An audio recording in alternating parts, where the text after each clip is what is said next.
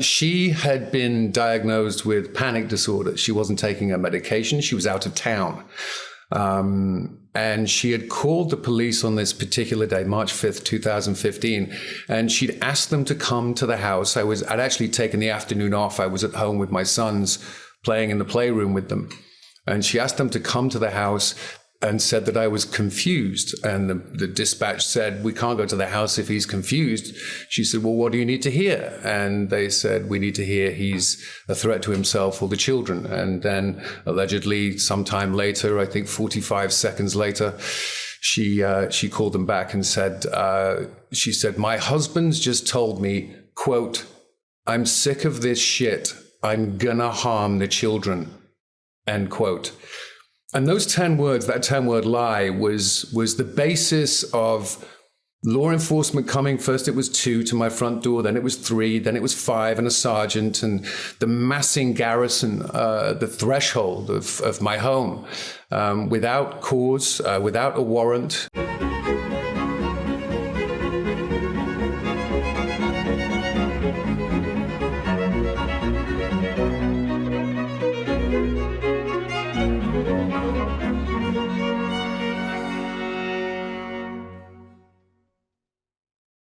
Hello, everyone. I'm here today with Mr. Greg Ellis, a best-selling author, TV director, Annie Award-nominated voice artist, and Emmy Award-nominated actor.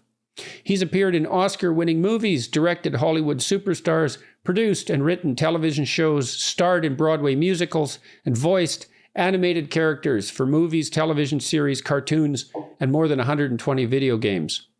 His major motion picture film credits include the Pirates of the Caribbean series Titanic, Star Trek, Mr. and Mrs. Smith, and Beowulf. His television credits include 24, X-Files, CSI, Dexter, NCIS, and Hawaii Five-0. With his production company, Monkey Toes, Mr. Ellis has written and directed projects for Kiefer Sutherland and Stephen Fry, who's been on this podcast. He's also the host of several popular video podcasts, and he additionally founded the child advocacy program, The Respondent, which inspires family champions through his nonprofit CPU, Children and Parents United. His book, which we're going to concentrate on today, at least to some degree, is The Respondent, Exposing the Cartel of Family Law. It's a call to action, and a necessary one, to reform the one branch of our legal system that does not provide the presumption of innocence, family law. Yeah, well, that's quite a claim that branch of law does not provide the presumption of innocence. So maybe we could start by exactly what you mean by that and why you would make that claim. Well, through personal experience. First of all, thank you for having me on, Jordan. It's great to be on your show. I've been looking forward to this for a while. Family law, the only branch of our legal system where there's no presumption of innocence. Murderers, rapists, terrorists, pedophiles all get more legal rights than law-abiding citizens. And the silver bullet, as I call it, the silver bullet playbook or paradigm of high conflict divorce, the smoking gun of this corrupt legal system, that's become the go-to strategy for divorce lawyers that guarantees victory, and they encourage the petitioners and the respondents to use, usually petitioners, to utilize this strategy, usually the false allegation of domestic violence, to win in court, to get the cash and prizes, for want of a better phrase. You know, when I had no idea of the words family law before what happened to me in 2015. And once I started investigating through experience and through talking with other experts in the system, outside the system, it became clear to me that we have a real issue here. And if we can improve or reform the family court or the family law system, expose the cartel of family law, as I call it, because it is like a crime syndicate, these quasi-kangaroo courts that they have, you don't get the presumption of innocence. You don't get your rights read to you. I've spoken with fathers in particular who've been ended up in court with false allegations of domestic violence. One told me a story about he put his wrists up and said, "Your Honor, arrest me. Have the bailiff arrest me." And the judge said, "Are you crazy?" And the gentleman said, "No, if I'm arrested, I'll get the rights that a criminal has, Miranda rights, access to an attorney, etc., etc." And of course, those who are suffering the most are the people who don't have the wherewithal or the financial resources to be able to have representation. And even those who do, if you are the respondent, you are behind the curve. It is the presumption is that you as the accused have to prove your innocence rather than the accused, which is Western jurisprudence, has to prove their case. So I think it seems like in our society, in a lot of strange ways, the accuser now seems to have almost an untrammeled right to be believed. And there's an increasing insistence on that in our culture as well, which is, for example, this is a bit far afield, but German chemistry journal the other day, scientific journal, published their new guidelines for authors in the aftermath of a scandalous chemistry paper they published, which hypothetically offended some people, that now authors have to be, what would you say, governed by the realization that their words will be interpreted by those who read them and that they have the final say, those who read them. And so online too, you can be accused of virtually anything and then mobbed for virtually anything. And it's virtually impossible to defend yourself. And this notion that merely because someone says they've been offended, let's say, in the mildest of cases, that means you have definitively done something wrong there's a pervasive and broad scale move in that direction in our culture. So what happened in your case? You were the respondent in a divorce case, which you didn't see coming. That's correct? I read your book. It was a while back, so I'm pulling all the bits of it back into my memory. But let's go through the story exactly. Sure, and just very briefly to that point, yes, victimhood has become the new social currency. Its economy is booming, and where victimhood is rewarded, responsibility never follows. So it's part of the reason I call the book The Respondent. It's the defendant in a family law case, and the petitioner is that person who actually instigates the proceedings. So what happened to me in the span of, I'd say, around 8 hours. I'd been married for 20 years, 2 children, 2 boys, the meaning of my life. We did everything together. I was that engaged, loving, present father. Family was my everything. And, how old were your boys at that point? 10 years old and 8 years old at the time. Okay, and you said you've had quite a stellar career, and obviously we're very busy doing that. So in what sense was your family at the center of your life? That's a great question. Yeah, I think my now ex-wife and I we drifted somewhat to become a well-oiled marriage machine. The avoidant in her and the anxious in me couldn't quite get close enough. I think Pia Melody calls it the co-addicted love tango, where we were kind of swaying back and forth, trying to get closer, but drifting apart. I would be out of town filming a movie and return, and she'd go out of town because she wanted to work, and I supported that. I would have preferred she stayed home, but she wanted to work. So I was like, great. So we worked our schedules out that we could be present. And much of my work was in town in Hollywood, at one of the studios. So, I had a busy career, but I would still say, as you did, that my family was the center of my life. If I had to choose existentially between my family life and my career, I would have chosen my family life. But I was busy and working, and you have to be busy and working to actually support a family. So, but it's a strange claim in some sense, right? If you have a career that's really moving forward at a rapid rate, how you can claim simultaneously that your family is still the most important thing to you. I mean, it's partly because part of the reason you have a career, if you have any sense, is so that you can bring stability and opportunity to your family. And that means, in some sense, you can't be with them all the time, but they don't need that anyways, because they should have some autonomy. So, okay, but now you said too, your marriage, you said you drifted apart a bit with your wife. And so when this happened, this 8-hour period that you're describing, did you think afterwards, oh my God, I should have seen this coming, or I did see this coming, or has it remained a shock to you? And then what do you think about the fact that it was a shock? I mean, because obviously the thing to wonder is, were you willfully blind, and should have you seen this coming? And I'm not claiming that you were. These are, they're genuine questions, but people are going to wonder, obviously. Yeah, well, look, in the span of 8 hours, I was ushered from my home in handcuffs at the behest I later discovered of my ex-wife. I was committed to a mental institution against my will, the first of 5 incarcerations. There was also an incarceration in I called it solitary confinement, but it was a singular jail cell, subjected to a temporary restraining order in divorce court on the basis of a false allegation that eventually was disproven some 6 months later. But by then, of course, the reputation savaging had been done, and it was all over by the shouting. I became homeless and almost destitute overnight, and lost my professional reputation. I wouldn't say it was irretrievably destroyed, but in the small, close-knit community that I lived in Hollywood, close to the studios, it certainly took a big dent. And everybody lives in a small, close-knit community like that if they're working. I mean, the immediate people that you are in contact with and working with intensely tends to be quite a small number. And it's quite interesting when you get tarred and feathered. The people around you get afraid of the contamination real quickly. And that's partly because they look at what happened to you. And then they also think, well, we don't really know what went on in the marriage, and people are capable of terrible things. And maybe there were things that we don't know about. And then they're split because they knew you and your wife.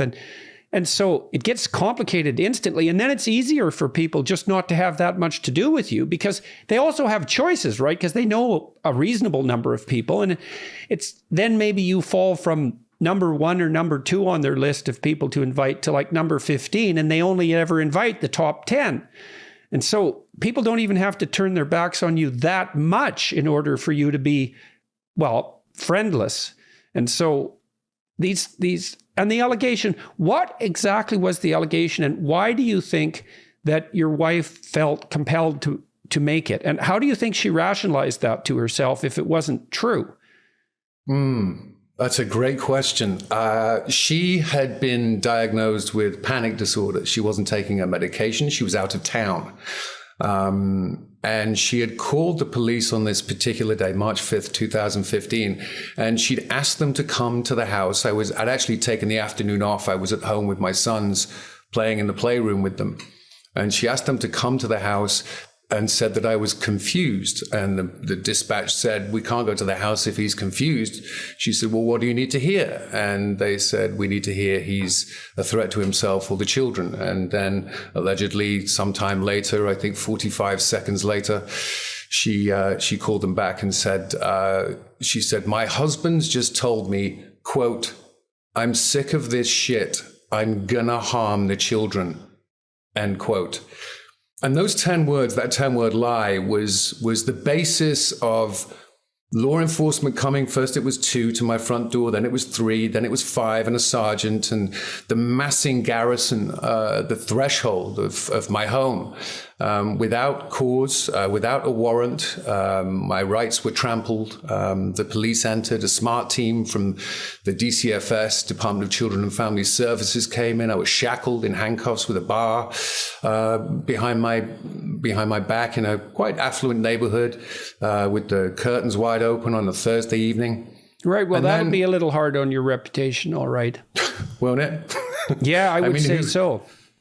And then, of what course, are people going to think? Or what are they going to think? Well, They're going to think the whole police system is corrupt and that this is all made out of nothing and he's actually innocent. It's like, it's pretty damn hard for people to jump to that conclusion instantly. Yeah, that's and then rough. Of course, what then happened was, I was kind of bundled into the back of an unmarked police car and raced off into the middle. One of the most heartbreaking images I remember was looking up from the back of that police car and seeing my son, my eldest boy, Charlie, at the window. Live. And, Jordan, that's rough, man. Seeing my son's childhood at 10 was over.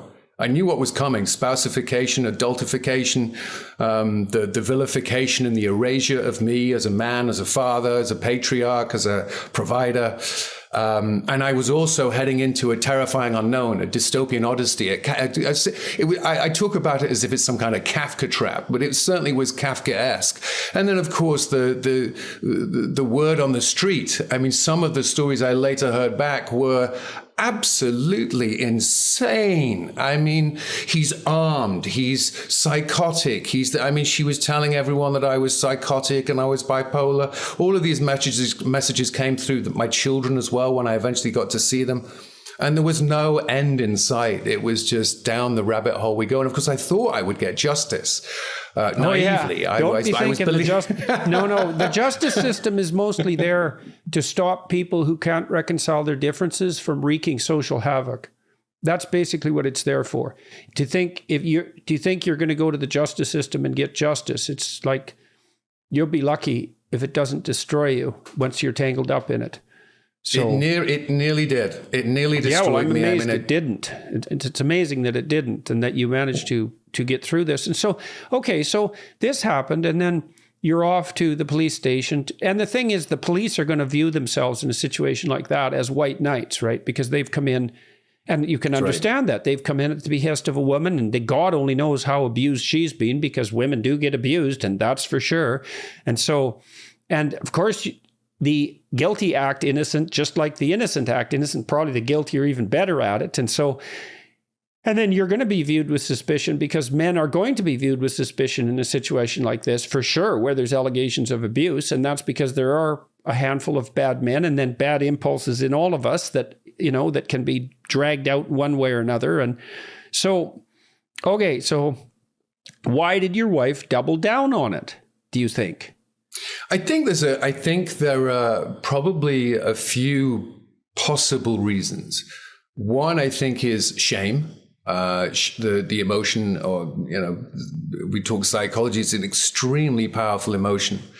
And I think once she'd let Pandora out of the box, if you will, I think the only thing left was hope. And it was hope for her existence. I think there was fear and panic that instilled in herself about that suddenly, after 20 years of living a great life together and building a great life and a great home and a great family, which is so important, is my primary reason for being, that she perhaps was unaware somewhat of the system and how the system comes in and forces,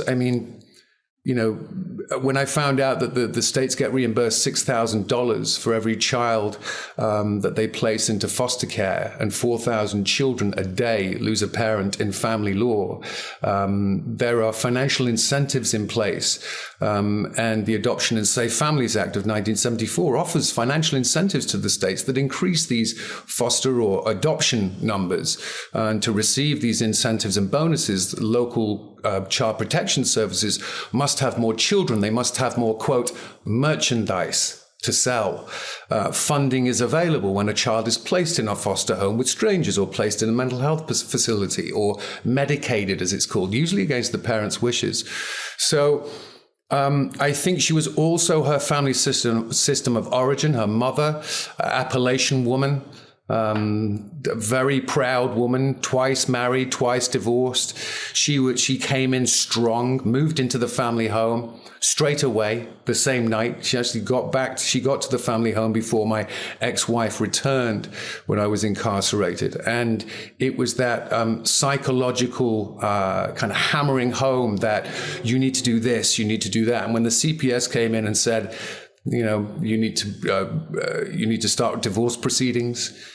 You need to file for divorce. You need to file for a restraining order. Otherwise, your children will go into foster care. That threat, I'm sure, must have been terrifying for her as well. So having opened the Why Pandora's did they threaten box, her specifically? That was the Child Protection Services. Why did they threaten her with having the children go into foster care? Was it because she was hypothetically unable to protect them from you if she didn't take certain actions? What was the reason? It's my understanding that this is what they do. This is the modus operandi of the CPS, because they need to, like traffic wardens, need to have enough tickets. The CPS need to make me to quota. God help you if you ever get tangled up with Child Protective Services.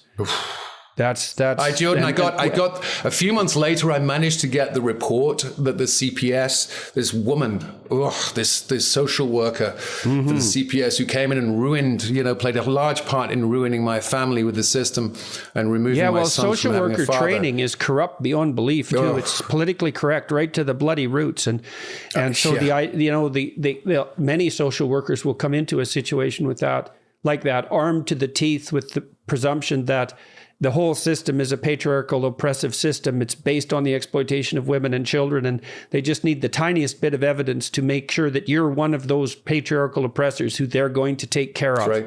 And so that's drummed into them like mad right from day one in social work training. And increasingly, social work as a profession is completely permeated by ideologues of exactly that type. It's God help you if you fall into their hands. Yeah, I couldn't agree with you more. I've learned this through my experience. And look, my sons they led a privileged life. It was an earned privileged life. I had to work hard to get out of my small little town in England and, go to London. And, I don't want to get into the whole earned and unearned privilege, but that's why I'm a believer in just the same as a fence isn't given, it's only taken. If you choose to take it, go ahead. Look, we all have our privileges and our disadvantages. And, and some of them are earned and some of them aren't earned. And hopefully we pay for the ones that aren't earned by trying to be good people and by taking the responsibility of that unearned privilege forward. But it's only a fool and an ideologue who goes after someone for their unearned privilege, because the same question can be asked very quickly and very effectively precisely of them. I went to this Hollywood, I don't know what to call it, meeting on someone's lawn once, where everyone there was talking about the 1%. And this was in like Beverly Hills. And it was on the lawn in a mansion. And I thought, well, I got up and said, you people might not be in the 1% by North American standards, because you don't have $100 million, but you're in the 1% by global and historical standards. It's like, so who the hell exactly are we talking about here with this unearned privilege nonsense? So a little of that goes a long ways too. Yep. Yeah, I agree. Yeah, I was going to quickly say, my sons, they led a privileged existence, but they were connected to their mother and their father, their biological mother and biological father. We had a family unit, and to see, a member of the country club, and I would take them golfing every Sunday, and at least family dinner, because we were both out working, but that was my thing. We come together as a family, if we can, every day, and definitely on Sunday for the traditional roast dinner that we do in England. And then to read that report, Jordan, 4 months later, after I'd been in the fire, a 53-page report from the DCFS and this social worker, I wept. I wept as I read, the questions asked to my sons. Has Daddy ever touched your penis? Has he ever put a needle in your arm? The questions that my sons were just, and I was still Well, you think about what questions like that do to kids. It's like, first of all, you're telling the kids that there are adults that do this to children. So that's the first thing you're doing with the questions. And that's bit of a revelation to the average child who's, say, 8 or 10, who's really not been privy to such treatment. So you're confronting them with the idea of malevolence itself. Correct. And you're a stranger, and you're asking them these weird questions about like deep malevolence. And so what's up with the institutions, you might say? And then you're implying that their father did this. And if you're the typical social worker trained in this sort of nonsense, there's the kind of insinuation that goes along with that that's likely to produce nightmares in the children and phobia. Yes. And there's a big documented literature on that. It's like what do they call that? It's the false memory syndrome, essentially. That's like right. If you get into the hands of a bad therapist and they start poking around in your memory structure, or they can elicit stories from children.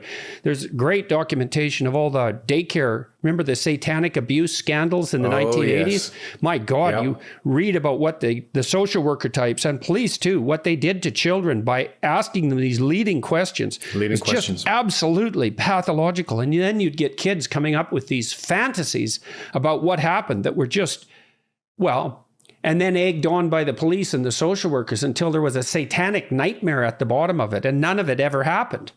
One of the proudest moments I have of my sons at 8 and 10, getting to page 51 or 52 in that report, and they were asked about me as a father and how they rated me, having rated their mother, and it was A+++.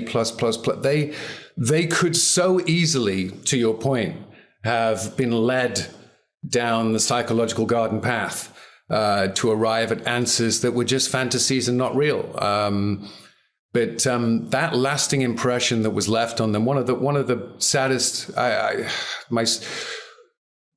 was forced to visit with my sons, which the very notion of. I remember one father in family court who was told by a judge, visitation, and he said, "I will never visit my children. They are my children." And he turned and walked out. And I'll never forget that. I remember looking back years down the line of visitation and where that led, because the visitation monitor happened to be, he had 7 AKAs, used to be a woman, had a criminal record, and he drove around in, a car with stickers of guns and NRA, and not that that's an issue, but just it all added up, and there was nothing I could do, and I was getting blackmailed, and there was no one I could go to. He was the only conduit. And then I found out that he was there to supervise your visits. Right, to basically let, by presence, let my sons know that I was dangerous to be around or to be feared, which I never had been. And every piece of documentation in the visitation reports, at least for the first 18 months, was, "We love you, Dad. We want to live with you, Dad. Can't we see you and Mom? Why is Mom doing this?" The first visit was, "Dad, Mom says to not get in the car with you because you're going to kidnap us and you have bipolar." I mean, these kinds of things were just harrowing to me to hear, but there wasn't really any. There's nowhere to go. There's nothing there's no one to speak to. But my 8-year-old, I remember one visit. I think it was maybe my second visit. My 8-year-old not only had suicidal ideations, at 8 years old, my beautiful, innocent, playful lad, and he talked out loud about how he was going to kill himself. And I had to listen to that as this monitor listened to it and didn't even consider it a critical incident to report it in any way. Who's he going to report it to, and what are they going to do? They'd have probably said, "That's just more proof of your guilt." There you go. Yeah, absolutely, man. Absolutely. So this is why, Jordan, I came back like a phoenix from the flames. I was dead and buried. I mean, I literally got to that edge of existential terror.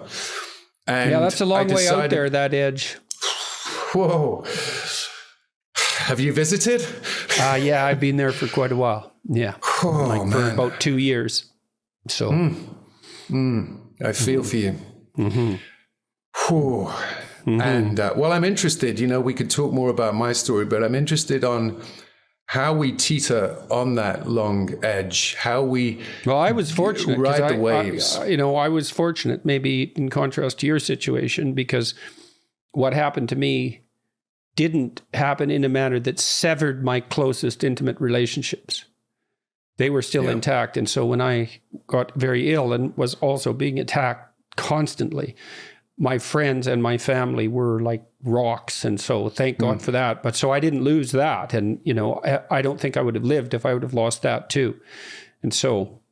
Yeah, I remember talking, Michaela came on my show, the respondent, and we talked about, that whole situation. I was moved to tears, the podcast you did with her when you came back, and just your struggle and what you'd given to society and humanity, and the outrageous attacks from cowards who are, the cowards think they have courage, and they're placed on the pedestals of social media, and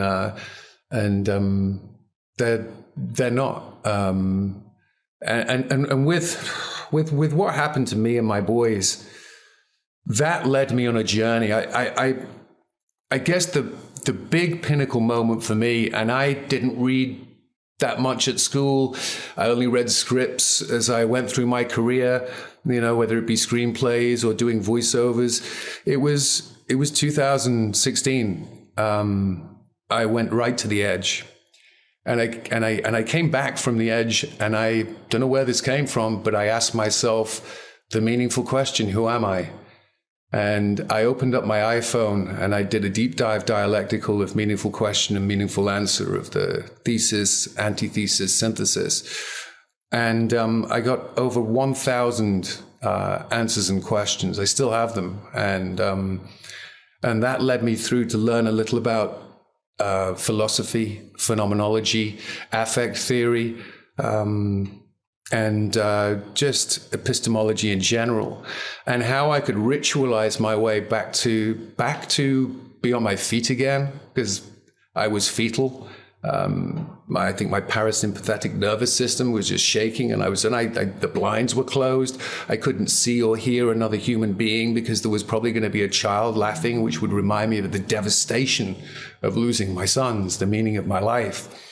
And so I had to really get in that deep conversation with self, me, self, and the third eye of perception, and really get the walking going again and the talking going again, and trying to get more precise with the words I was thinking and expressing, and rebuild and reform and restore, not the same life. I say, we have two lives, and the second life begins the moment we realize we have only one.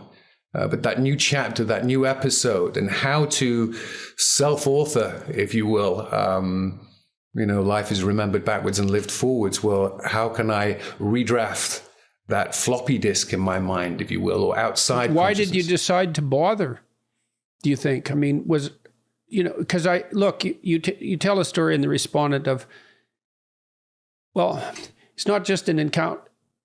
What would I say? It's an encounter with the arbitrariest form of authority, and then that reputation savaging. You're accused of doing something terrible. It's so terrible that it's very difficult for people not to view you with tremendous suspicion as soon as you're accused of that. And so then everything you have is stripped away from you. Well, not everything. That's the issue. It's like, what isn't stripped away from you, and why did you decide to continue? I mean, you lost your career, you lost your reputation, you lost your family, and then you're being pilloried constantly. And that's also really hard psychologically, because there must have been part of you during all this that was thinking, well, I must have done something wrong. I mean, how can this, what did I do wrong so that this occurred? All these people are after me, and they're making these accusations of malevolence. And, who's the crazy person here exactly? Is it this weird situation where it's everyone but not me? It's like, that sounds crazy. So how do you withstand that? And I mean, it must partly, I guess, the positive responses of your sons must have been heartening under those conditions. The fact that when you did see them, you could still see that they loved you and that bond was still there. And so that's definitely a touchstone.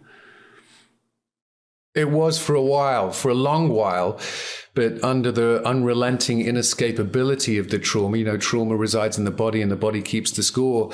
And going through this, I could see the trauma that was being enacted on them, their loss, their grief, their living grief. I talk about suicide by living grief. Some of the fathers, many fathers, some mothers too, who are no longer with us because of that suicide by living grief, the inescapability that there isn't a finality to the grief. There isn't a finality to the mourning process, to be able to memorialize and lay to rest. That last chapter of my book, I think it's chapter 17, A Funeral for My Sons, was I had to find some way to make meaning in that moment, to lay to rest the childhoods that had been stolen from them, and that sense of fatherhood and being that father to them. So that was, and then of course I had to find a way to sense make through this and find a way to help and give back. I think, there was part of me that throughout my career had always been, what can I get? What role can I get? And we're always living to the next projected moment of, if you're on tour, I'm playing this venue. Can I get to a bigger venue next year? Can I play to more people, make more money? And that's the continuing cycle of projecting into the next moment, not living in the now moment. And that's what can I get? And where I moved to was, what can I give? How can I give? He who has a why can bear any how. Well, I got to the how.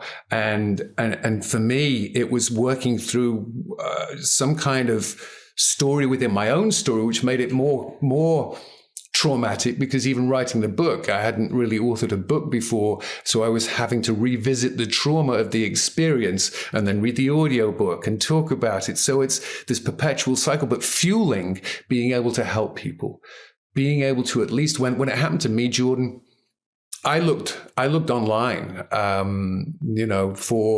was the black sheep looking online for some kind of help and hope. And the only thing available were 1-800 numbers for attorneys and law firms in family law to make money, and books written by women for women on how to ruin your husband and get the cash and prizes, the silver bullets. The only book I found was Alec Baldwin's book, A Promise to Ourselves. Mm-hmm. And I could only get 15 pages into that because he emailed me and said, this is the best I can offer right now, read my book. His is literally, it starts in the star chamber of family law, whereas my story, as you know, it kind of, that's the second, it's in 3 parts. Part 1 is fear, part 2 is loathing, part 3 is redemption. And it moves into the second part, into the system and the systematic, institutionalized bias of how courts perceive, how individuals within the court system, judges, child psychologists, perceive men and fathers, and the family unit, and this, the neo-feminist kind of radical fourth wave feminism that devalues the patriarchy. I don't want to go too down that discussion. Yeah, but it's worth. If the idea that marriage itself is a patriarchal and oppressive institution isn't far removed from the idea that the nuclear family, especially a 2-parent nuclear family, is not to be preferred, say, over a 1-parent nuclear family. So what the hell difference does it make if you break one up? And how do you know the father isn't just an oppressive, what would you say, exploiter? Because that goes along with the entire rest of your philosophy. And then you might say, well, that's just philosophy. Who cares? It's like, yeah, you wait till it gets a hold of your leg. You'll find out who cares real soon, because it's going to be you. And you think that's not philosophy. It's like, you're going to find out real different, real soon, and you're not going to like a bit of it.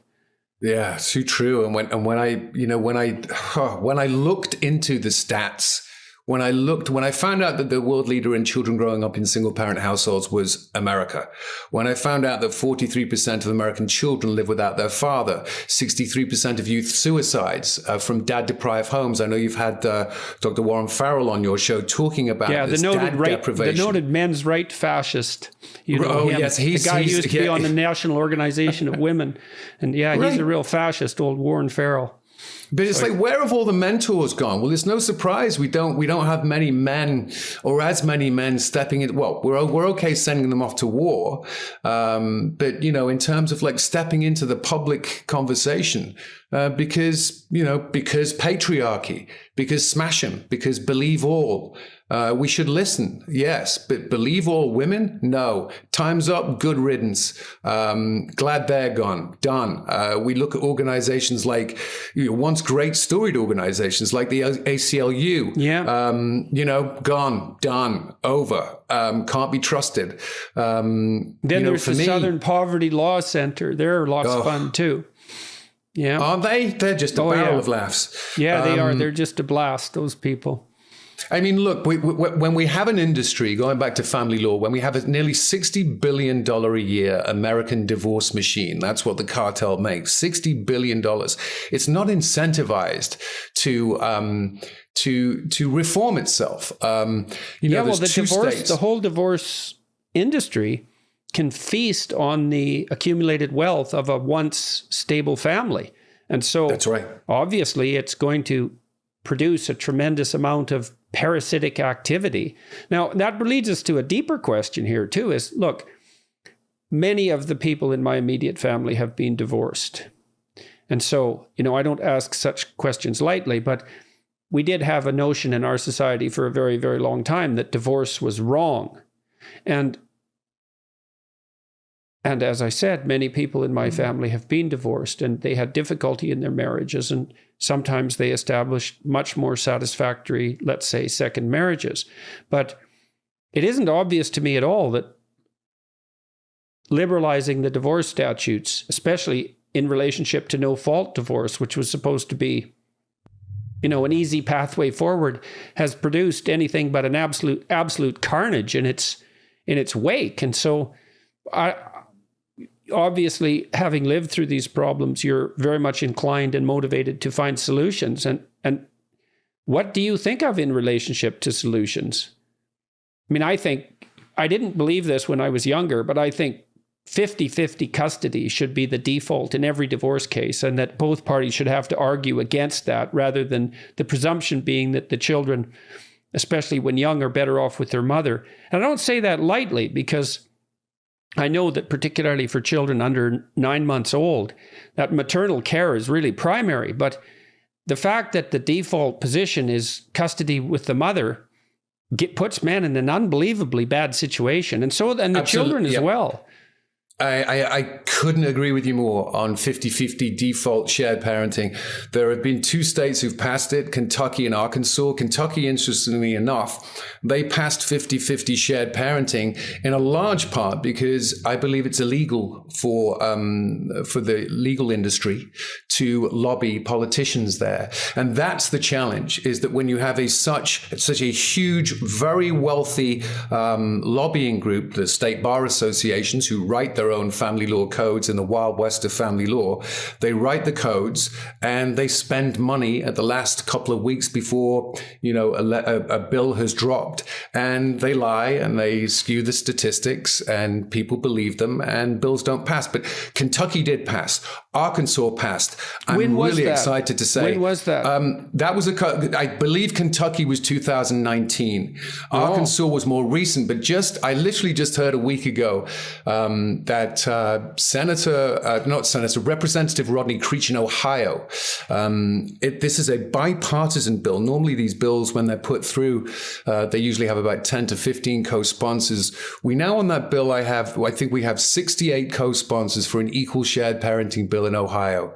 So this is fantastic news for Ohioans, for families, for parents, and for children. I think if we can improve the system, and at least through 50-50 shared parenting, we can ease the burden on the mental health system, the physical health system, incarceration rates, dropouts from school, drug rates, child porn addiction, online porn addiction. One of the stunning issues of our time, I would say, is that the statistics that 2-parent families are better for children are absolutely overwhelming. Yep. And so it's quite the mystery that it's ignored. And I think part of the reason that fact is ignored is because of this pervasive anti-patriarchal philosophy, let's call it that because that particular fact sticks so badly in the craw of that philosophy that it has to be ignored. And so, yes. But then you ask yourself, well, who are we for here? Are we for the kids or for the adults? Because if we were for the kids, we'd be pushing 2-parent families. And then that's rough too, because if you say 2-parent families are optimal, let's say, you're faced with the necessity in some sense of having to discriminate against 1-parent families, because if 2 is better, then 1 is worse. And, then you point to the single mother struggling valiantly against all odds to do a credible job with her kids. And it's not like people like that don't exist. And then you're such a son of a bitch for daring to compare her horrible struggle to what's optimal. But, what's the alternative? Yeah, no, it's a really good point. And I think, given the way the system of government is set up, it's very challenging. The system has got so big that we almost need to blow it up and start again. I think, there's no shortage of people working on that at the moment. Not so much right. to start it again, but definitely to blow it all up. Yeah, but in terms of improvements for family law, I think, look, I'd mentioned the presumption of innocence, jurisprudence. I talked with Professor Robbie McCormick on my show, and we talked about jurisprudence and family law and the burden of proof that must be on the accuser and not the accused. You know, we're in family law, we're in the Salem witch trials, we're in the Spanish Inquisition. 50-50 shared parenting. Obviously, a divorce must start with the default presumption that what is in the best interests of the children is for both parents to equally share in the parenting. We saw with Brad Pitt's divorce from Angie Jolie and the silver bullet that was used against him. And then he worked tirelessly through the retired judge and he won a victory, quote unquote, of 50-50 shared parenting. That should have been the default starting position. I think false allegations of DV is something domestic violence. Let me push back on that a moment, okay? Because this is what stopped me for years in relationship to, I suppose it was some intrinsic sympathy for the mother-infant bond and some realization that the maternal role is particularly important in the earliest years of childhood development. So what do you do with infants exactly? Do you go for 50-50 custody there as well and then hope that the men have enough sense to what exactly? It's pretty hard to find a substitute for a breastfeeding mother, you know? I mean, now lots of breastfeeding mothers go back to work. And so obviously that can be negotiated. And maybe the issue is that it should be 50-50 regardless of the age of the child. What do men do then when they have, you know, custody of a 6-month-old infant? That's a real tough question. Yeah, that's a really good question. I hadn't actually thought about that. You know, Brad and Angie's situation, they didn't have infants, but obviously case by case. But the point being that it starts from the 50-50 and then immediately there can be an order if there is an infant that mother has, you know, primary custody 99% of the time or whatever that might be. So you think it should be negotiated away from the 50-50 baseline. Exactly. So there's two things you'd really like to see change. One is the notion of the presumption of innocence has to be brought within the rubric of the family courts and implemented stringently and efficiently. And the second is we start from the default proposition that it's 50-50 split. What happened to your assets? Let's talk about that. So you had, well, we know that your career was terribly disrupted, but you'd built up, I would presume, a reasonable degree of wealth by that point. And so what happened on that front? So initially what happened when I was removed from my home on March 5th and incarcerated, the first visit from my ex-wife and her mother, they arrived with no compassion. They basically slapped pieces of paper down and pens and said, write down the usernames and passwords for all of the financial institutions and the bank accounts. And I trusted. And this was, you were in custody? Yes. Yeah, oh, that must have been a fun. Custody. So what in the world were you thinking when that was happening? I mean, go ahead. Yeah, I was incoherent. I was dealing with the terror of being incarcerated and law enforcement and something I wasn't used to.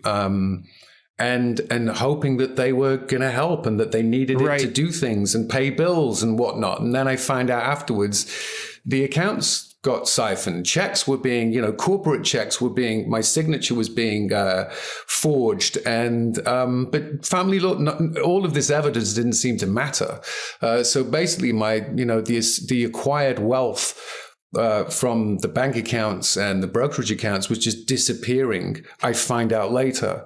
And then the claim is made that the house, the family residence was not mine and was hers. And when we met, I think it's fair to say that my career was in a better position and I brought more financially to the place, to the start of the marriage. But the notion that she nearly won on that as well, just would have been devastating. I don't know if I'd be here speaking with you if I'd lost on that point. But why that one particularly? Because the accumulated wealth. I've been buying and selling properties since I was 17 and started out as an actor in London. So the wealth that I'd accumulated was in the house. It's an expensive house. And so the sale of that house there wasn't very much, there was a tiny mortgage left on it. So that was really I put everything into that house because I'm old school. I believe, you own, I don't want to owe money to people. In America, I do this whole credit system of, you have to get credit. You have to get credit. Where I come from, it's like, no, if you want something, you buy it and you own it. And that's what I wanted to have with the house. I see. So you put all the eggs in that particular basket. And so, and that wasn't taken away from you completely. Not Why completely. Not? Why not? Because well, the title to the house was in my name and her name, and as much as she presented in court that it was her house and I wasn't untitled, that piece of evidence was pretty crystal clear. She couldn't steal that.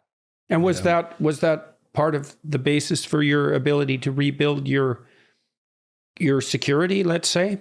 Yes. I mean, I was homeless for a while. I was homeless for a good few months. But for the kindness of a few friends who gave me sofas and floors to sleep on. And why did they do that? Why do you think they trusted you, given everything that had collapsed around you and all the calumny that had been heaped on your name?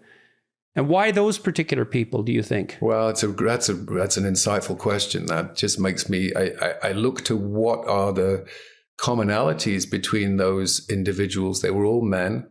There was one woman. So not all men, most of them men. And they'd all been through divorces. I see. So, okay. So they had some sense. But they knew the character. They knew, like there was one gentleman, I mentioned him in the book, Adam Fogelson, who was the chairman of Universal Studios. He knew who I was. His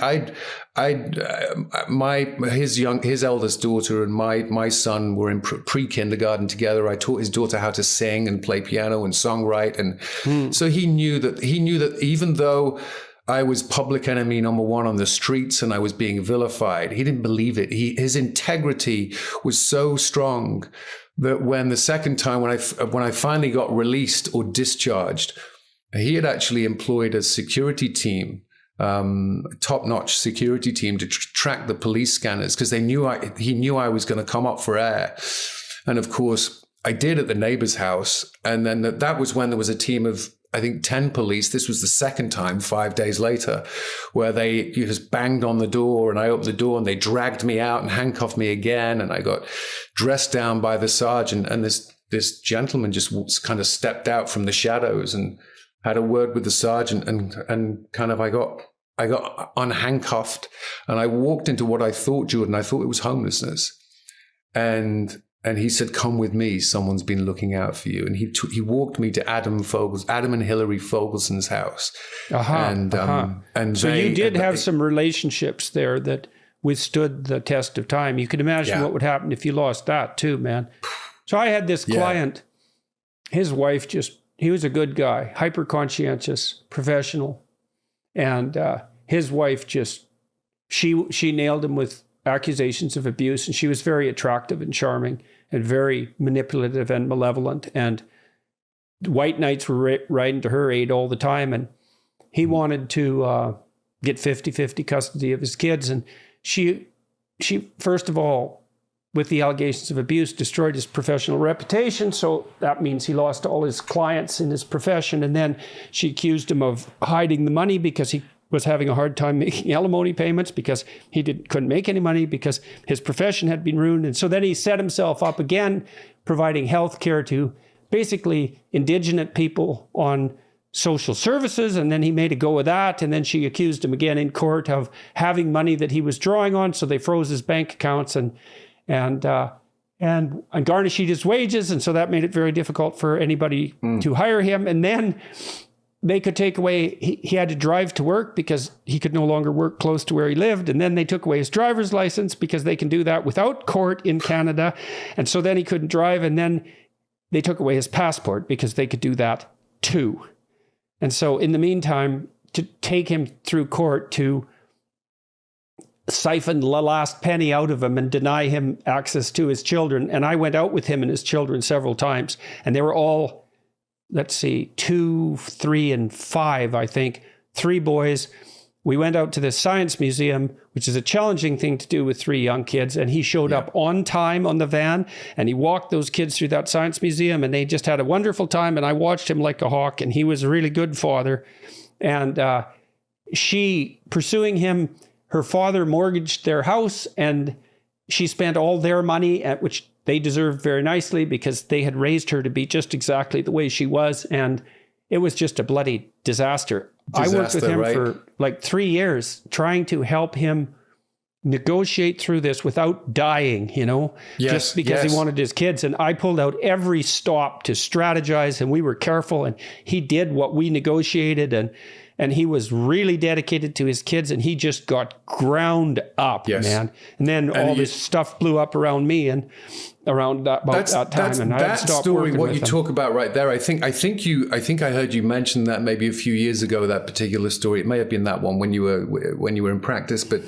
That speaks to there is no escape. It's the zero-sum game of family law, and it is a game to these attorneys. And it's not just no escape for me as a respondent. It's no escape for the petitioner too, like with Johnny Depp and his situation, right? So, the false allegation of domestic violence. We need to remind people Johnny Depp has not only not been found guilty of any crime, he's not been accused of any crime. He's been tried and found guilty in the court of public opinion, guilty till proven more guilty. And I think it's those kinds of, that inability to escape the divorce trap. There's no trap door. There's no way out for both parties.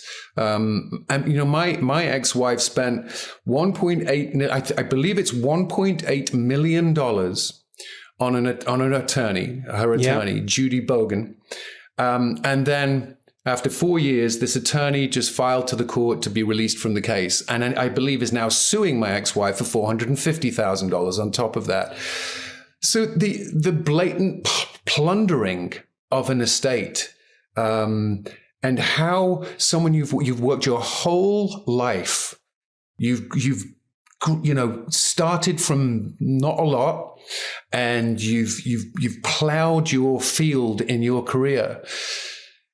And the notion that just because you have a marriage contract, because, I believe in monogamy. I believe in family, obviously. I made some missteps along the way. I mentioned those in the book. I was, flawed. One thing I wasn't was I was a great dad. I will shout that to the rooftops. I was a brilliant father. My sons loved me and I loved them. So if it could happen to me, and it can happen to Johnny Depp, Brad Pitt. It can happen. It's happening, and it has happened for decades from my research to so many people. And there's a voiceless, growing group of people who've had enough. Well, the guys that it really happened to, you don't even hear from them. They're so done, man. Some of them are just dead, and the ones that aren't dead, they're done. They're exhausted. They're friendless. They're struggling hopeless. away to yeah. I mean, it's like I think I wrote about I've talked about the child support hustle. Skip child support, go to jail, lose job, repeat.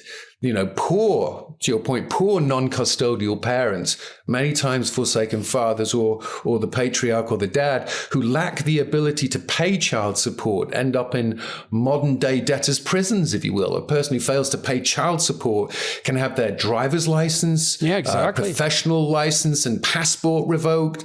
Without any, and that's just in the hands of the bureaucrats who all that's turned over to. None of that has to go through court. It's like, you didn't pay? Okay, we'll start stripping you of that which makes it possible to you to make a living. So that's really going to be helpful. You're probably hiding money, and then maybe you're working below your capacity just for revenge. And that's not acceptable either. It's like, some people might be pushed to that extreme, because they think, well, how do you be motivated when your money is being stolen out from underneath you, no matter what you do? It's kind of going to take away a certain amount of your drive to provide, let's say, especially if you don't have access to your kids anymore as well. It turns you into a kind of slave. Well, that's just it. It's, and judges can set a payment on presumed income. Presumed income. Yeah. That's a nice phrase. Not what the non-custodial parent is actually making, causing fathers to enter, and sometimes mothers, but mainly fathers, a crushing cycle of incarceration. I remember talking with one father who was in prison. He was in jail in New York, and there was a bail reform, and they let everyone out apart from the dads who owed child support. And of course, while they're inside, the interest is accruing. And if they manage to pay the debts, the fines and high interest rates charged, that money doesn't go to the custodial parent. It's going to the state. So the state Well, then wants its pound there's of also flesh. the additional problem here is, there's going to be young men listening to this, and they're going to be thinking, oh my God, I better never get married. And so this whole catastrophe is undermining the idea for young men that marriage is something that anybody sensible would ever enter into. But then that doesn't really help either, because if you live with someone for 6 months or a year, you're basically common law, at least at some point along the way, and it doesn't matter anyways. So what are you supposed to do? Just forego permanent relationships with women altogether? Because, well, that's hardly a solution. Although it's a solution that not so many, that a non-trivial minority of young men are seriously considering. And there are many reasons for that, but this is one of them. Yes, why would you? I mean, I was talking with someone the other day through my charity about an app they have called I Do, and it basically it marries you and divorces you automatically. So within a time frame that will save you from actually paying, alimony and it's worked out by the state that you're in. I mean, the notion that we have to contract marriage, that's where I arrived. I believe in marriage, but the institution, no, the way it's set up, it's a fool's errand. Had I known now what I knew then, why can't we get married in the eyes of God or the eyes of religion or the eyes in a spiritual place of worship?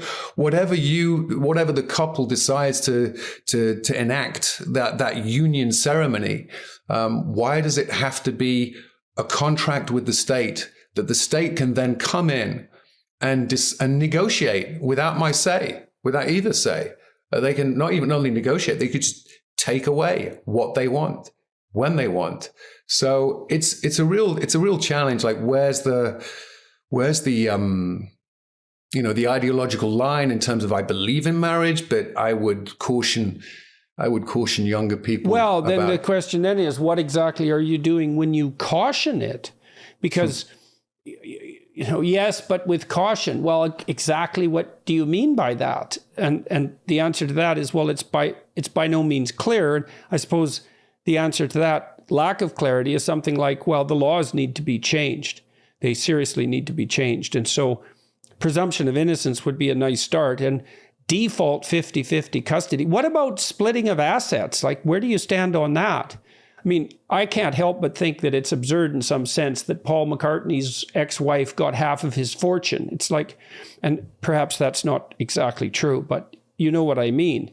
And we are talking about a default 50-50 child custody arrangement. Is the right arrangement in relationship to assets 50-50 once the marriage takes place? And is that also true? And I'm out of my legal depth here. Is that also true in the case of common law marriage? And should it be the case? Yeah, common law, I'm not too up to speed on that. I would say, again, it's, I'm talking with another technology company about a software. They have in divorce court, what's called a disamaster. So all of the financial numbers, the forensic accountancy, all of those numbers go into this machine, and it spurts out what people have to pay, what people receive in terms of child support and alimony. And this app actually would take in that information before, during, and after, if there is an after, while people are married and if they decide to separate, to actually calculate who brought what, how they brought it. But it's, again, how do you determine that? Because the value of a mother, that's a quick route to divorce right there, man, trying to negotiate all that. Well, absolutely, because partly what you do in a marriage is you enter into it, and you have to, with trust. Because otherwise, how can you enter into it? And the trust has to be, I presume that you're going to do the right thing here, and you presume that for me, and we'll struggle forward trying to do that. And if we have to negotiate the terms of our eventual disunion, well, it's like we're negotiating the disunion right now. And so I just can't see how that's going to work well. And so, look, if you look back, you must ask yourself this like 100 times. What did you do wrong, do you think, that led to the dissolution of your marriage? Or is that an unreasonable question? What did you bring to the table that made things go sideways? You said you were a great father, and so hooray for that. But your marriage went sideways, and why? Well, the part that I'm responsible for, I can talk to that. I wasn't monogamous. I wasn't faithful. that was probably the biggest. She'd found out after all this happened that was the case. So that would be, I would say, the kind of biggest factor.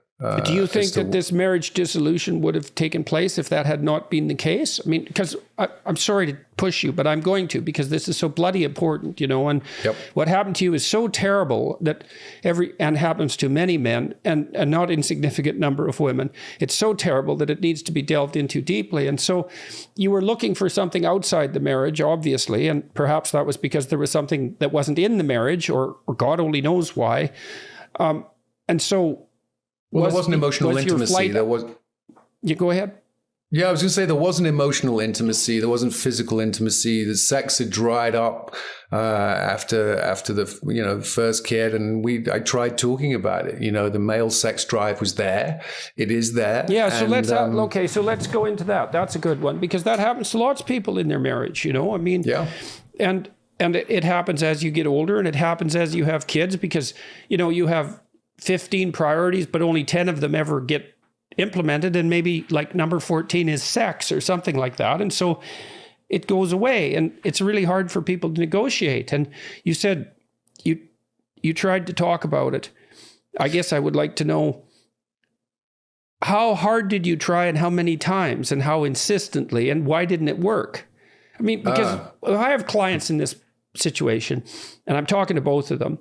I wasn't a marital counselor, but sometimes I would talk to both. It's like, well, how often do you think you should have sex? Let's get a range here, okay?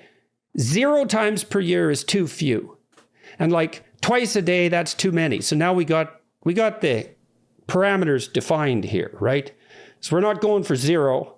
We're not going for you never get out of bed. We're going for something in between that. And so we might look at what's acceptable for the average couple. And maybe that's something like twice a week or 3 times a week. And that's a place to start. And so, because it's not optional. This isn't optional, exactly. And you say, well, you're gonna turn it into a routine. You're gonna take all the spontaneity out of it. It's like, well, how's that spontaneity going for you exactly? It's like, well, we haven't had sex in 6 months. So yeah, it's really important and really great points. And I think as well, it's not just the sex. I mean, there is emotional intimacy, there's affection, there is, hopefully that's all part of sex when it's really working properly. Like I had this one client who was terrified of women to a degree you can't possibly imagine. And he was so terrified of women, he couldn't even get near one. And he was in his 40s, and he had his problems, believe me. And that was one of them. And his mother, who was about 80, was still taking care of him to some degree. And she needed to, because he had a lot of impairments that were real and profound. And I suggested to her that I take him to a strip club, because that was the only place I could think of to expose him to women in any possible sense. And she was a very conservative person, this woman, but she agreed immediately. And so we went once a week for quite a long time. And one of the things I really learned when I was there, that a lot of the men that were there for emotional intimacy, for whatever they could get, for some touch. Like you think it's pure sexual gratification, and of course that element is there, but most of these men were desperately alienated and lonesome, and they were there and I'm not being naive about this. I've been in strip clubs. I know what they're like. But that the idea that what you're negotiating in a relationship when you're negotiating sex is just the climax, let's say, that's just wrong. You're negotiating physical intimacy, and that's not optional. Like babies die without physical intimacy, and children don't grow up properly unless they're played with and touched and cuddled, and even animals are like that. And so this negotiation is of crucial importance. And so I'll go again. You said that you talked about it. What happened when you talked about it? It was shut down. I mean, how I was insistent at times. I would continue to revisit the subject. I would implore to go and speak with a professional therapist. Right. Well, and there's nothing sexier than a man imploring. Well, you're sex, right. Darling, let's go. Let's go. No, but that was one of the tactics. I mean, the way you have to deploy multiple tactics. I tried courtship. I tried, I was exasperated at times. Look, what do you think what do you expect me to do? Go outside the marriage? Yeah. I have to, there has to be some, you know, as patient as I was. What do you think, okay, so when I was doing this professionally, we'd start with these, you know, framing frequencies, let's say, and then these were people who were entered into this in good faith. So they were trying both to move forward. And we'd say, well, you know, have a date this week. And what you do as a marital counselor or sexual counselor in situations like that, when people haven't been intimate for a long time, you say, well, you're going to have 2 dates this week, or maybe one, and you're going to hate it because it's awkward and you don't like each other and you're separated from each other. But here's the first rule is no sex to consummation. 0. That you do not do that to begin with. And so you kind of have the person revert to the first stages of what would have been a protracted courtship, right? And you go out and you have dinner, and then they come back the next week and I say, how'd it go? And they say, it was awful. All we did was fight. We're never doing that again. And the answer was, well, I see you're never doing that again, eh? It's like, that's your solution? No romance now for the rest of your life? You're just going to live and you're going to hate each other? That's your solution? How about you need to do this 20 times before you're not absolutely bloody awful at it? And so but it's very hard, you know, if you haven't been trained to think about such things like that, you don't know that you need to take 10 steps backwards. You don't know that you need to forbid full sexual contact for a while you're kind of reintroducing it. And this, of course, as I said, this was being negotiated between two people and me, let's say. They had already agreed that they were going to do what they could to fix this. So they were both kind of, even though they're resistant to it in their individual ways, they were both willing to experiment to find a solution. And I don't know what you do if you have a partner that just refuses point blank to go there. Well, I think you said it right. The willingness to experiment and have a little nuance and a little doubt, to rekindle and revisit maybe why you came together, to kind of that nostalgic savoring of the first meeting or the first few times, and to maybe try something new. Yeah, well, one of the things I often did with people was ask them, okay, well, what attracted you to the other person to begin with? You know, and then they'd usually get misty-eyed, both of them, when they were talking about that, because they weren't that happy that their love had disappeared.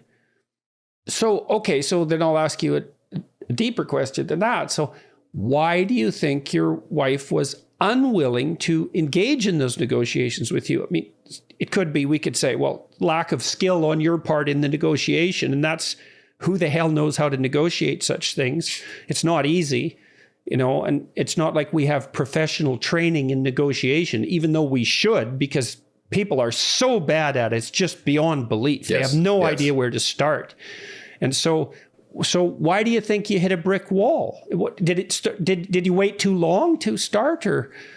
I think I floundered because of much of what you talked about in terms of negotiation. You know, from what I know now, I didn't know then in terms of the you statements rather than the I statements, leading with the I rather than the you, the nonviolent communication, the way to the way to understand and collaborate through and negotiate through without it being serious, to do it together, to not put demands or non-negotiables down. Not that I did; it was just an exasperation.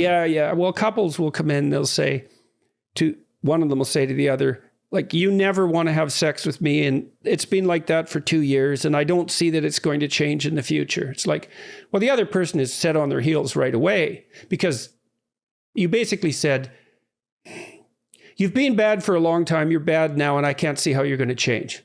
It's like, oh my God, how are you going to start from that? And then maybe in a situation like that, you ask the person, well, if you could have the sex life you wanted, what would it look like? And you can ask each of them that. And then, you know, at least you got a mutual vision there. And I would say men generally would like to have sex more frequently than women. I don't think, I'll probably get pilloried for that comment, but I don't think anybody reasonable would deny it. I agree with you, and I'll get less pilloried, but probably pilloried too. Yeah, well, it's generally the case, not always the case. But you can meet in the middle, that's for sure. Or no, I shouldn't say that, because that's not exactly right. What you want to do is you want to elaborate out a vision, Then you want your partner to elaborate out a vision. And then you want to create a joint vision that's better than both of those, that's sustainable. And then it's not compromise exactly.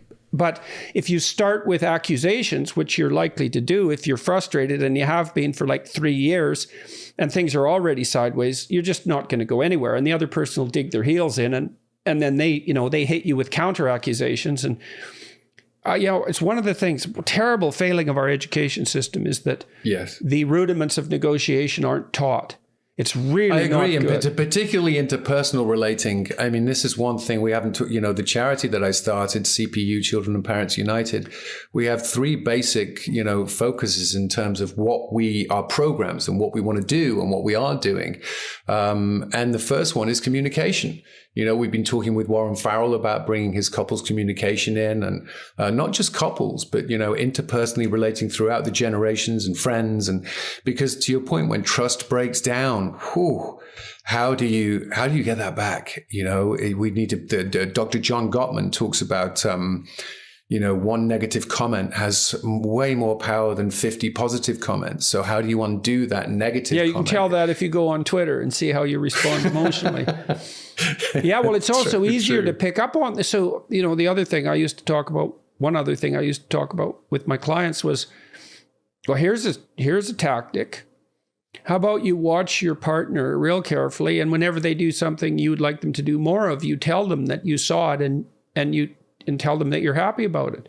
That's really hard, because generally we let normal go unnoticed, and we even let good go unrewarded. Or you could really be foolish and punish someone when they do something good. Like maybe you're a bit jealous and your wife goes out of her way to make herself look attractive when you're going out for a date, which might be an indication that she has some sense that maybe at some point in the future she might sleep with you. But because you're jealous, you don't compliment her wardrobe, or you say something snarky about it. And then it's like, do that 3 or 4 times and she'll never dress up for you again, ever.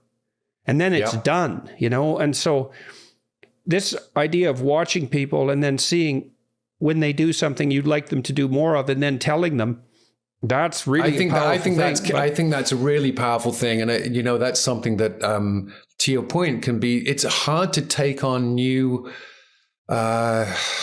routines, new ways of of expressing affection. If you're not used to it, if you're more stoic, or if you're, but we have to give what we'd like to receive. And I think we all like to receive platitudes and affirmations, and that was lovely that you did that, sweetheart. Yeah, especially if it's specific. Especially if it's specific. You say, hey, look, I just saw what you did. Here's what you did that was specific. And like, yes, thank you. That's great. That's great. And it's funny too, because you do have to negotiate details. Think, how often do you want to be hugged? It's like, I don't want to talk about it. It's like, yeah, no kidding, you don't want to talk about it. But like, how about never? Okay, never seems a bit dismal. So, okay, let's see if we can do a little better than never. So maybe you have a couple and you're talking to them and you think, well, why don't you try once a day? Or why don't you just try once this week and come back and say how it went? And then you have to be patient with your partner, because if you've been estranged from them physically, and you're doing this hug because your idiot therapist told you it was a good idea, it's going to be perfunctory and a bit cynical, but it's a hell of a lot better than nothing. And so you come back and you're kind of irritated about it. You say, well, okay, you're practicing and you're not very good at it. So it didn't go that well, but try it this week twice and see if you can just do it a little better. And that works, but you got to be humble enough to know how stupid you are when you start, and it's pretty pathetic how bad you are at it. Well, you can also laugh. You can also find ways to laugh about it. I think in the room, if you're with a third, if that third is a therapist, you don't leave with the third. So as much as a therapist can have ideas, I think it does have to come down to the individuals who actually take that suggestion and really believe in it and want to actually move it forward in a positive way. Oh, yeah, and see it potentially therapist actually can't give advice. You can only ask people. It's like, you can say, well, how often do you want to get hugged? They don't say never. It's like, okay, it isn't never. So is it once a week or something? But you have to ask. And if you just tell people to do things, they just won't do them. They can't even tell themselves to do things and do them. It has to be negotiated. But you can't. You try that. You tell yourself to do things. Christ, no, you won't listen. Well, the conversation was, I always say, the two most important parts of the day, waking up and going to bed, and those mini rituals. And if you go to bed to sleep, then you're not going to fall asleep. You go to bed to rest. Sleep will handle itself. Right. How many times, just curious, how many times do you like to be hugged? Are you a hugger? Yes. I mean, definitely. You must have a lot of people who come up to you and want to hug. They do. That happens a lot. Tactile, right? Yeah. That's fine. It's fine, man. I don't mind that at all. I mean, I'll give you an example of how this works. When my daughter's a year and a half older than my son. And so kids that are spaced less than 3 years apart have a pretty high risk of fairly severe sibling rivalry. And that can get really out of hand. And it's partly because the older child is still pretty young to have an interloper in, and as also is called upon to be quite mature very rapidly. Because when you have a 1.5-year-old and no other children, you think that's a pretty young kid. But then when you have a newborn, you think, oh no, that's an adult, man. It's just a short adult.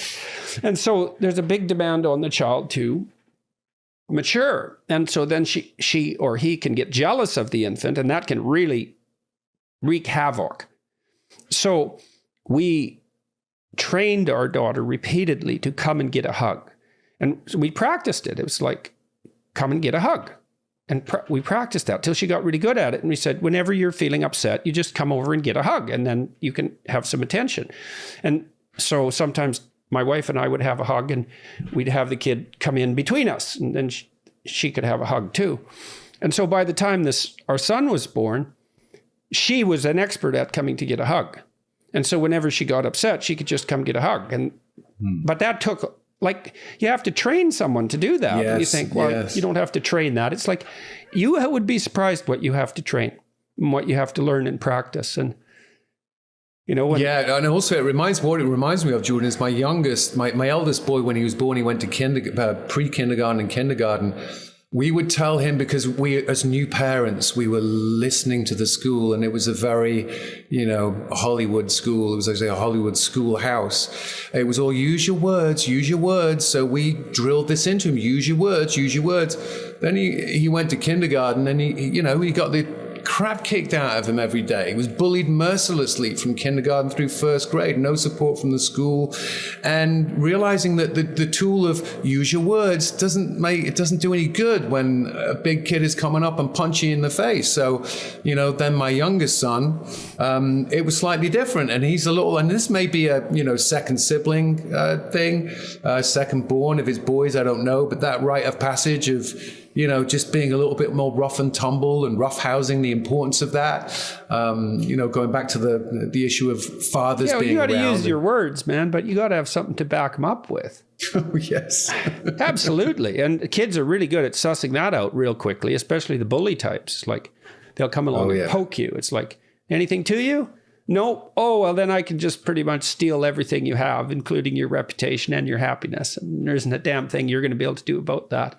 You think, well, kids aren't like that. It's like, no, you're just naive, and heaven help your kids, because being naive as a parent's not that helpful for your kids. And there's plenty of bullies on the playground, and plenty in adulthood too. So, aren't there? There are many. Yeah. You've experienced quite a few, but you seem to be holding your own, and you seem to be back, and getting into a full schedule again. I see you going on tour. Yeah. Well, thank God for small mercies, and for all the help I had too. So, but yeah. Hey, so tell me what happened with your kids. How old are they now, your boys? 17 and 15. My youngest turned 15 on November 22nd, the day before Thanksgiving. I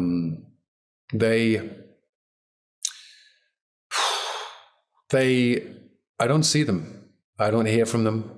My arms are outstretched, wide open for if and when, and maybe one day there will be that reckoning. So why do you think that? Why is it that they're not seeing you? What happened, as far as you can tell? Parental alienation. Parental alienation is child abuse, plain and simple. It's brainwashing. And it's clear if you look at the history of our family, and then for the first 18 months that I was mired in court and had to have a visitation monitor, that they, I actually published this in my book at the end, the two independent psychological evaluations that I was forced to partake in and pay for. I published those. One is 2015 and one is 2019 in December at the end. Neither judge looked at either of them or cared. But in the first one in 2015, December 2015, the psychiatrist included 69 monitored visitation reports. And it's clear and unequivocal that my sons are suffering. They love me. They say in every report, I love you, Dad. We love you, Dad. I love you, Dad. We want to live with you.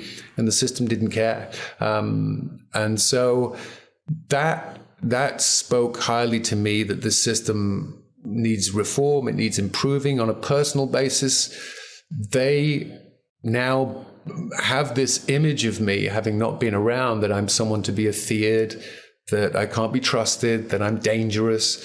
And none of that is the case, and none of that is true. But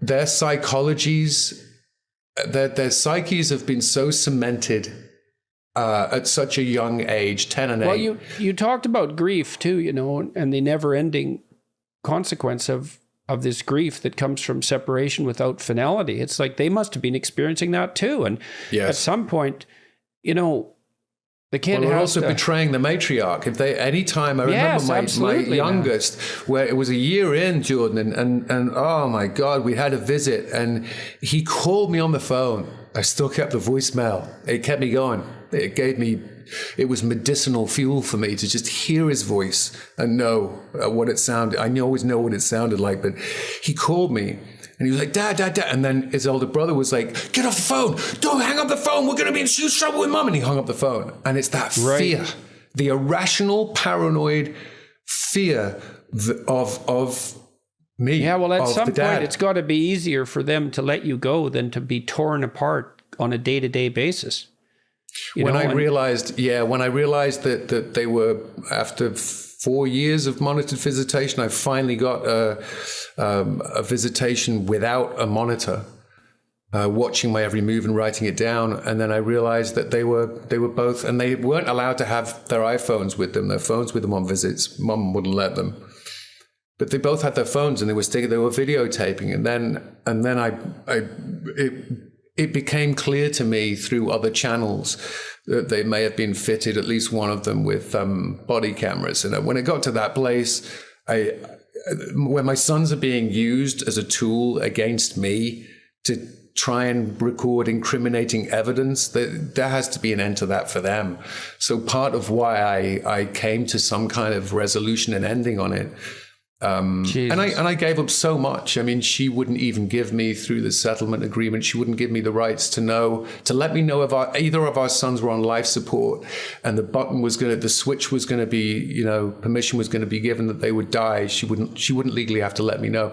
But I didn't even realize at the time that everything in our settlement agreement that I got, which was very little, she hasn't held to anyway, because she knows that ultimately it's going to cost tens of thousands of dollars to go back to court in the same system, zero sum, and so on and so forth. One of the things I learned from being a clinician was that restraining orders only work on the people on whom restraining orders work, for example. So I had some clients who had like 6 restraining orders on them.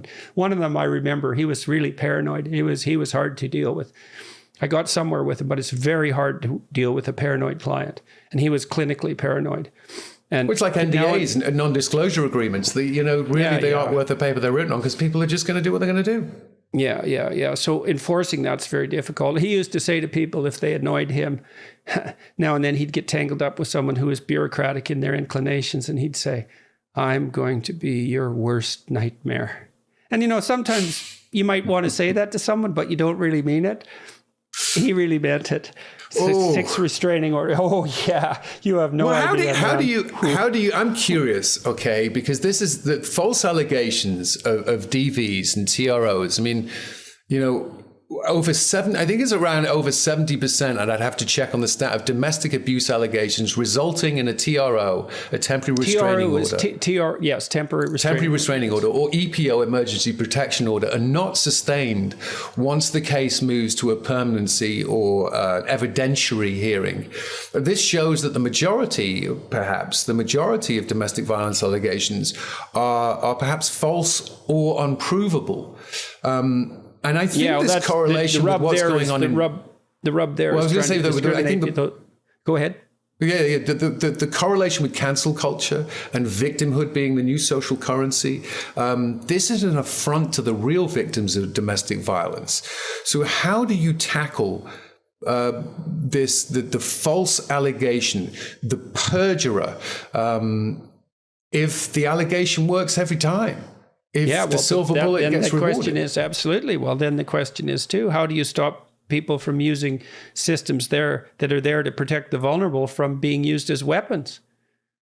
You think, well, people wouldn't do that. It's like, yeah, you just wait till you tangle with someone who'll do that and you'll change who is right. I don't know why people always make that particular noise when they hear about such things, but I've seen those systems, they've been weaponized against me continually, but I've seen people just brought to their, same place you were brought to. It's like, just get tangled up with child protection services for a week and see what your life is like. Well, an hour. False allegations that are used in family law to thwart the non-resident parent and child relationship need to be dealt with in a way that protects the relationship that is under attack, and in a way to dissuade the making of these allegations or accusations going forward. And one of the things we could warn people about in this podcast is, if you're thinking about making such allegations, don't be so sure that your own arm won't get tangled up in the machine. Because you think, you're going to leverage this enterprise to punish your partner, and you're willing to do that because you've been pushed to your limit in some sense, or maybe just because you're feeling a bit malevolent. It's like, you wear loose clothing close to that machinery and you're going to get pulled in and spit out. And so it won't just be you going down the negative pathway. And problem with that is that some people, they get so inclined to wreak havoc and to extract revenge that they're perfectly willing to hang themselves in the window to block out their neighbor's sunlight, let's say.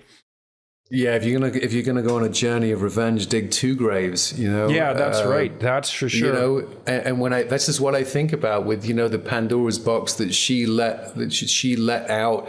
The only thing that was left was hope. Is those who God will forgive our sins, our nervous system won't.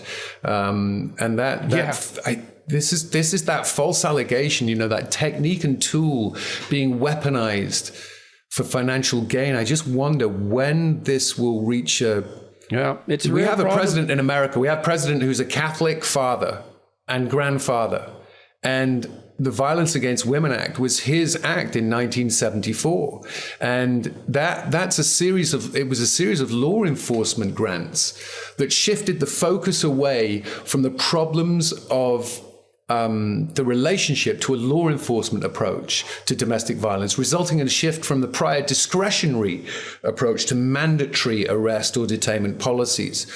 And I think that's the kind of holding space, like purgatory, where, like in my case, Jordan, when the police came, they couldn't arrest me. I've never been arrested. They couldn't arrest me because I hadn't committed a crime. But they had to remove me because I was seen as a danger. Where do they take me? They can't put me in a prison cell for long because I would need my Miranda rights read to me. I'd need an attorney and access to one. You know where people like me end up? 5150 holds. You know those who need to be on 5150 holds, where they end up because they were thrown out into the prisons. So, those who are actually emotionally disturbed, who need help and need assistance, go to the worst place possible for them, jail and prisons, our prison system. And those men and sometimes women like me who have a false accusation made, there is no real place for the system so the police used to have discretion. And now all this money that President Biden created through pushing through his act, and by the way, VAWA, the Violence Against Women Act, is being, it's being looked at again.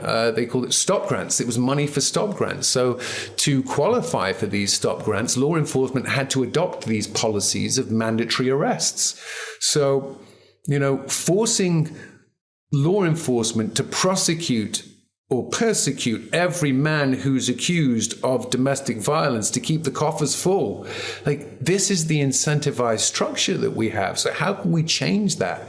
Then, Yeah, well, I guess we start to change it by having conversations like this, right? And trying to specify what the problem is, because it's really complicated what the problem is, and then what the solution should be on a legal basis, what the solution should be ethically and on an individual basis.